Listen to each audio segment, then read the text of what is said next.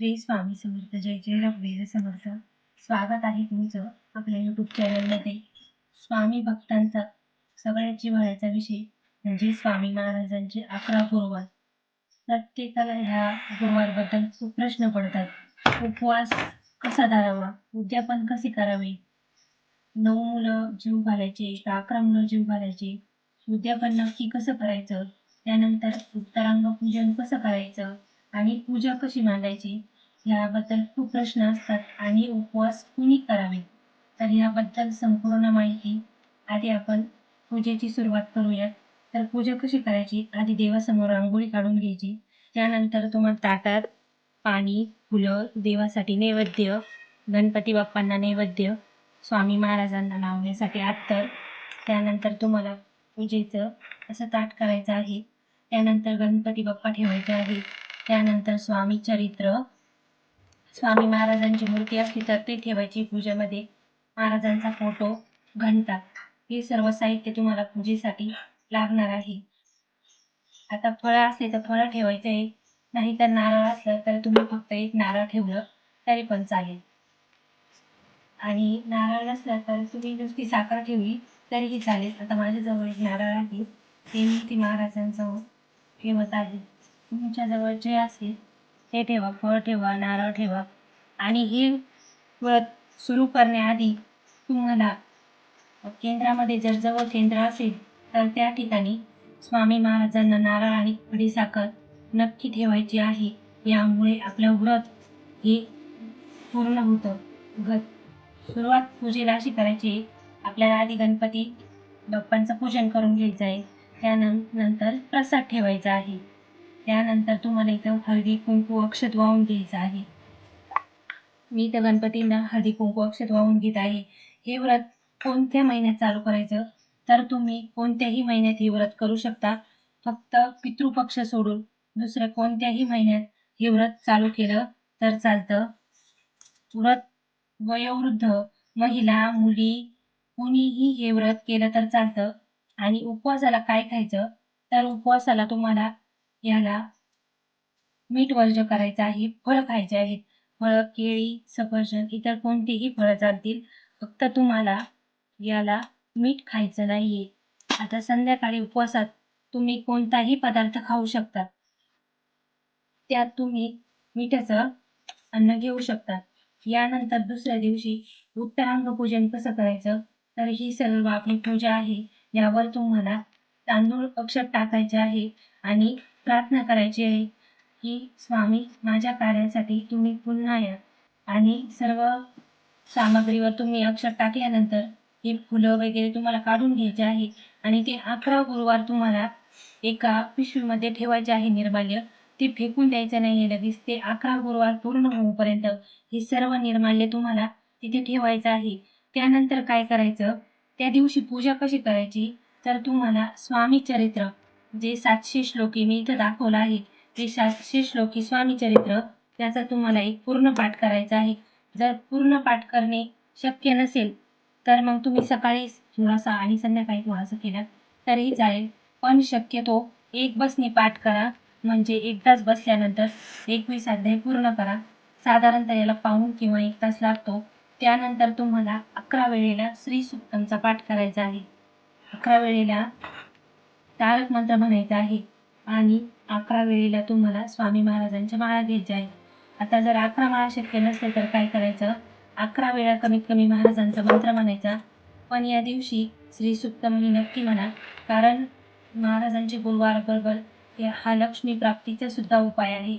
आणि तुम्ही जी काही इच्छा मागता ना, ही 11 शुक्रवारांमध्ये पूर्ण होणार, हा माझा पण अनुभव आहे आणि प्रत्येक स्वामी भक्ताचा अनुभव आहे की जे 11 गुरुवार करतं ना, त्याच्या इच्छा मनोकामना नक्की पूर्ण होतात. आता याचं उद्यापन कसं करायचं, तर याचं उद्यापन तुम्हाला 9 किंवा 11 मुलं आपल्या इच्छेनुसार एखादा पदार्थ करून जेवू घालायचे आहे.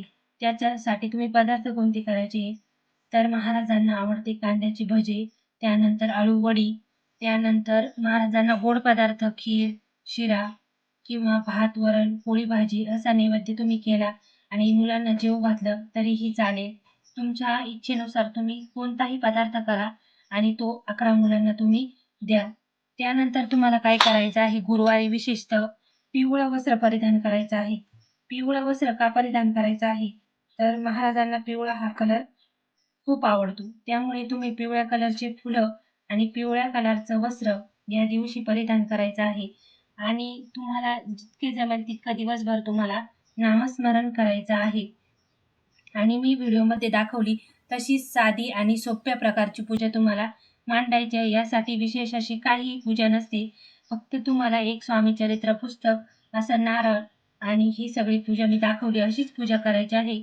यानंतर ह्या नारळाचं काय करायचं, तर 11 ज्यावेळेला तुमचे गुरुवार पूर्ण होतील, त्यावेळेला हे नारळ तुम्ही फोडायचं आहे आणि त्याचा प्रसाद करायचा आहे आणि तो सर्व घरातल्या व्यक्तींना द्यायचा आहे. आता काहींचा प्रश्न असतो, नारळ जर पावन निघालं किंवा आतून खराब निघालं तर काय करायचं? तर ते तुम्ही ह्या ज्या निर्माल्याच्या वस्तू तुम्ही ठेवलेल्या आहेत ना, त्यामध्ये तुम्ही यांना विसर्जन करायचं आहे. आपण ही फुलं वगैरे 11 दिवस ठेवतो ना, ते सर्व तुम्ही या नारळाबरोबर विसर्जन करायचं आहे. आता 11 गुरुवार सुरुवात कोणत्या गुरुवारपासून करायची, तर शुक्ल पक्षातल्या गुरुवार, जो महिन्यातला पहिला शुक्ल पक्ष असतो, त्यातल्या पहिल्या गुरुवारपासून जर पूजा केली तर खूपच शुभ. यासाठी दुसरे काहीही नियम नाहीये. फक्त मांसाहाराचा नियम आहे. जर तुम्ही मांसाहार करत असाल, तर कमीत कमी तुमचे 11 गुरुवार होईपर्यंत तुम्ही मांसाहार वर्ज्य करायचा आहे. मांसाहार करायचा नाहीये. याचं एवढं पथ्य तुम्ही पाळायचं आहे. कारण महाराजांच्या याच्यात सेवेमध्ये कमीत कमी ज्या वेळेला आपण संकल्पित सेवा जी करतो ना, तिला तुम्ही मांसाहार करायचा नाही.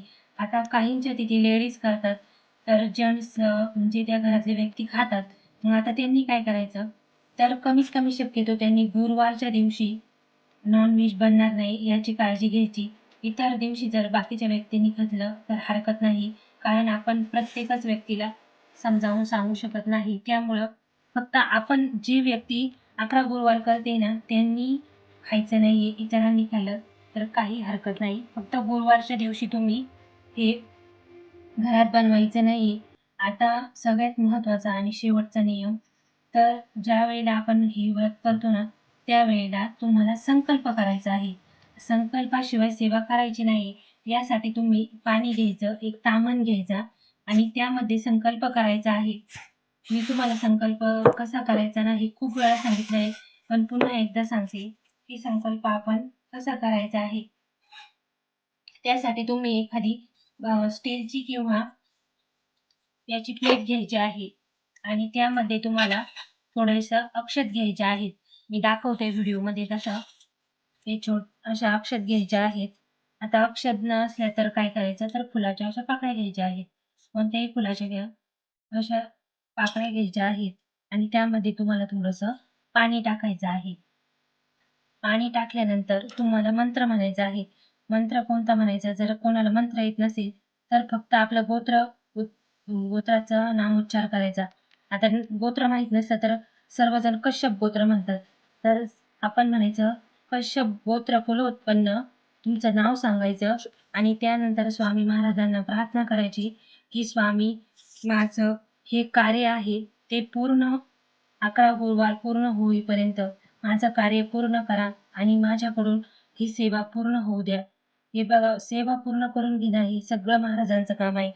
आपण फक्त बोलतो, पण सेवा पूर्ण करायचं काम सर्व महाराजांचं असतं.